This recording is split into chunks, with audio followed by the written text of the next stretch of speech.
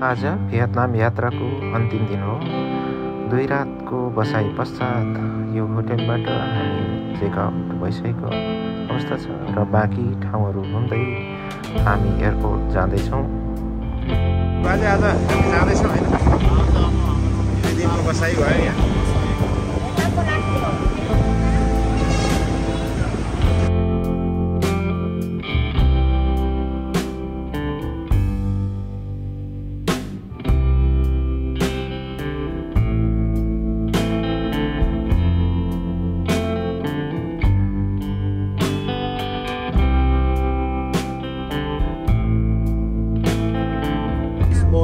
You can see on the right side. You can see on the right side. From here, you will look it very small. When you come close, it's very big. What's the name of this sea? Beach? This sea? Beach. The beach right here we call K Beach. आजको weather चाहिँ यस्तो छ, little cloudy छ, शीतल छ। र आज चाहिँ हामी नयाँ ठाउँ मङ्की माउन्टेन स्थित प्यागोडा र लेडी बुद्धको स्ट्याच्यु हेर्न जाँदैछौँ। Today. Really? Yeah. So why you miss yesterday?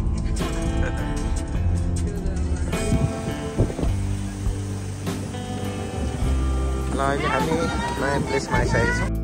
अहिले चाहिँ हामी लिङ्गम प्यागोडामा लेडी बुद्धको स्ट्याच्यु हेर्न आइरहेको छौँ र यहाँको मौसम यस्तो छ, हरियाली छ, सासनाहरूका बुट्टाहरू एकदमै सजाएर राखिएको छ र यो रमाइलो मौसममा हामी यहाँको सुन्दरतालाई हेर्दै रमाइरहेका छौँ र निकै आनन्द महसुस भइरहेको छ।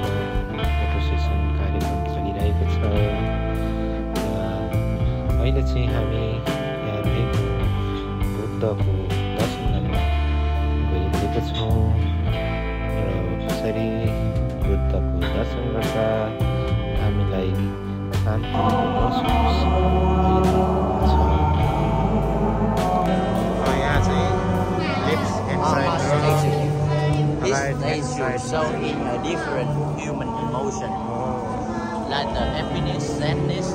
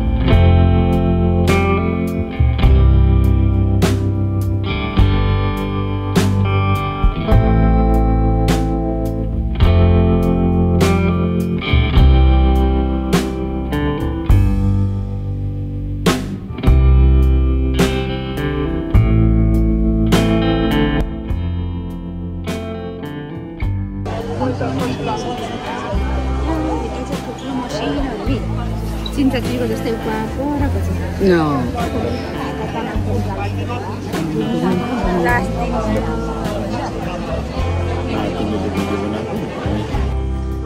र यहाँ पछाडिको दृश्य चाहिँ तनाङ सिटी।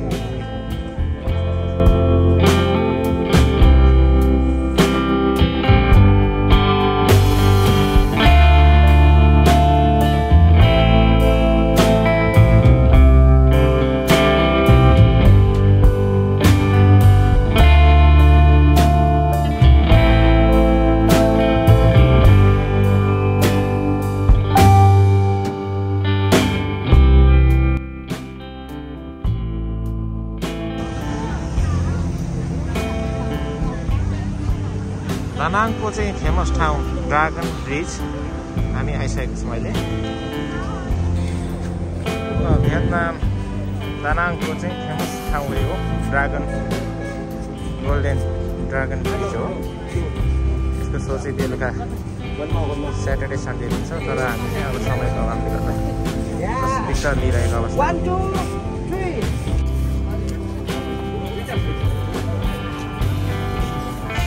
गर्मी भयो है, गर्मी पनि हाल्यो यही ज्याकेट अहिले किनेको लागि।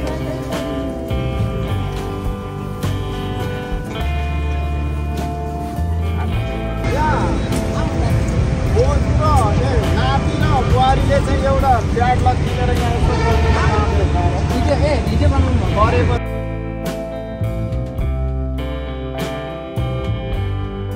बाजे कस्तो लाग्यो यो ठाउँ तपाईँलाई? राम्रै छ। यो चाहिँ दानाङको फेमस ठाउँ हो ड्रागन भन्दा पनि यो ब्रिज। हजुर, यो चाहिँ दिउँसो भन्दा पनि तपाईँको नाइट भिजन हेर्नु आउनुपर्ने हो, तर आज संयोगवश हामी चाहिँ डेमा आइपुग्यौँ। हजुर, त्यही पनि नट ब्याड, राम्रै छ। ठिकै अब छ। यस समय पछाडि चाहिँ हामी अब यहाँको लोकल मार्केटतिर हाम्रो नेक्स्ट डेस्टिनेसन हो, त्यहाँ चाहिँ हामी गएर यहाँको लोकल सामानहरू किन्ने।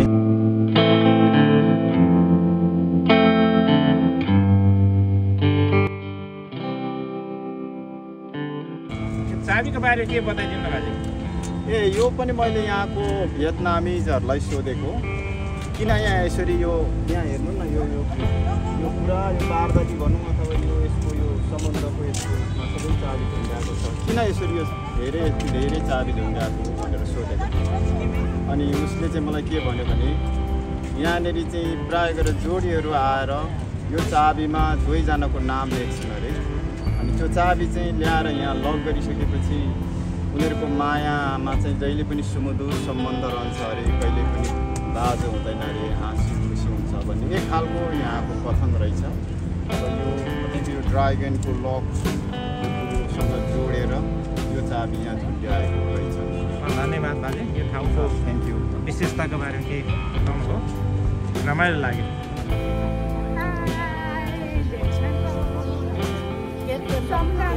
Love Bridge.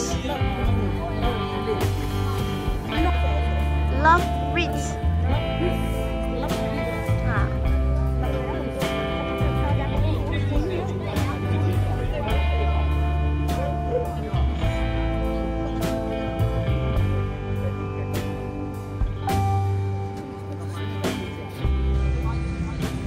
ल बाजे, एउटा चाबी झुन्ड्याउने बेला भयो नि त बाजे?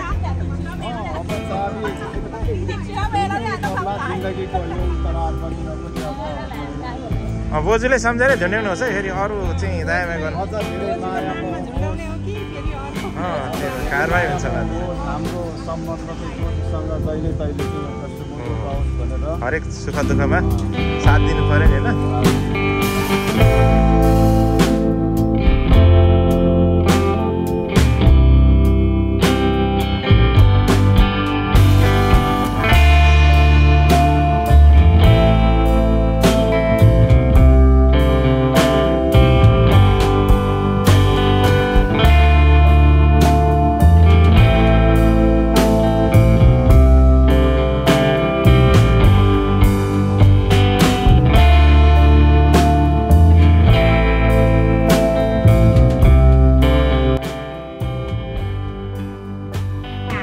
अहिले चाहिँ हामी दानाङ सिटीको नजिकै रहेको ड्रागन ब्रिज हेरिरहेछौँ, अवलोकन गरिरहेछौँ। यहाँ बाजे बोजू र बुहारी, यहाँ चाहिँ उहाँले चाहिँ यो एउटा अनौठो चिज रहेछ यहाँ कि यो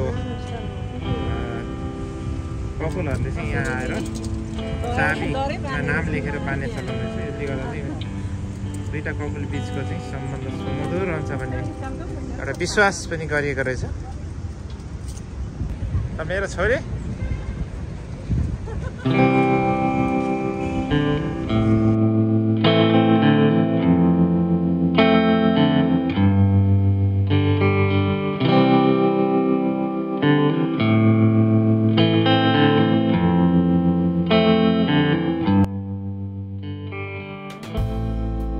They will sell the special souvenir. And on the second floor, र दानाङको हामी लोकल मार्केटमा आइसकेका छौँ। अब हाम्रो यो फाइनल डेस्टिनेसन हो। यहाँ चाहिँ हामी केही सोभेनियरहरू किन्नेछौँ र त्यसपछि चाहिँ हामी लन्च लिएर एयरपोर्टतिर प्रस्थान गर्नेछौँ। This is local market of Danang city.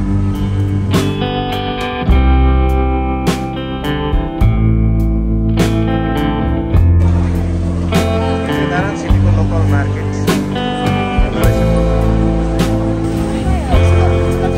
मार्केटमा चाहिँ सब गर्ने काम हुँदैछ।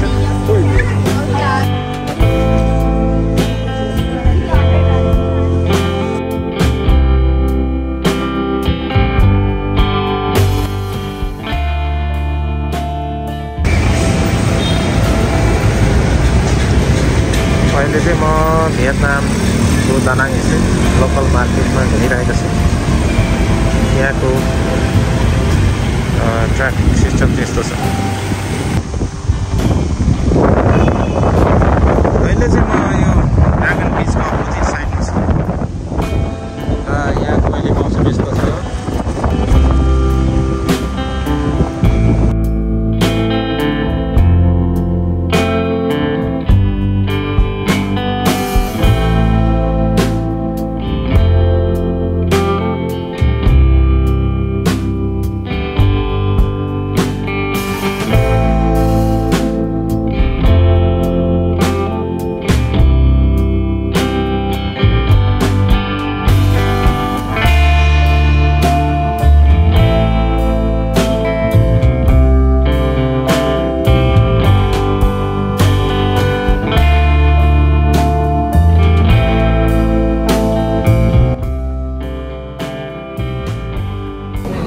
यो देखाउँछ new food item Vietnam I tried.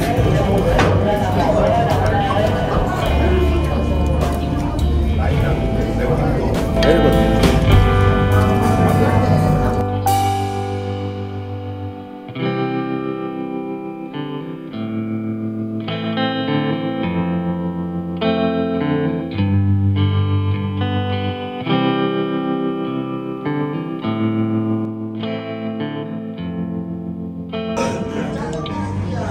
यो चाहिँ दानाङको तङ्बा हैन बाजे?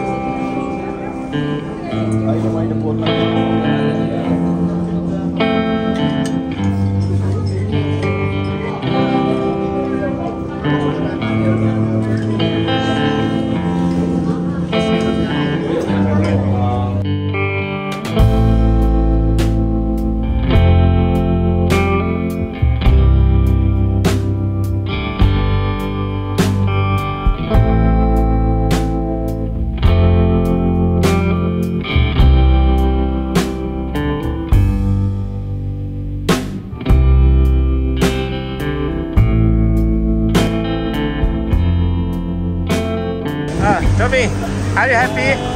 Very happy okay. to be a big guest. Thank you for your help. Yeah. See you next time. See you next time. I will send YouTube, okay? Bye-bye. Are you happy? Yes. Okay. अहिले चाहिँ हामी Danang एयरपोर्टमा आइसकेका छौँ। यहाँबाट चाहिँ हामीले ड्राइभरलाई